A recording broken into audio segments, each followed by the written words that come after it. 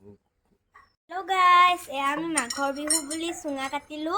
আজি আমি বনাম চুঙা দৈ। এয়া আপোনালোকে চাওক।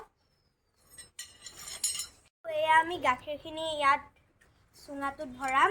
এয়া গাখীৰ ভৰাইছো। এয়া চাওক আপোনালোকেও চুঙা দৈ বনাইছে। যদি বনাইছে কমেণ্টত লিখি দিব দেই। আৰু এইটো দ্বিতীয়টো ভৰাই ললো দ্বিতীয়টো চুঙাত। আপোনালোকেও ঘৰত বনাব, বহুত ভাল লাগিব। আৰু আপোনালোকক মাঘৰ বিহু শুভেচ্ছাও জনালো দেই লগত। বান্ধি দিম ন? আৰু এখন ওপৰত বান্ধি দিলে হ'ল।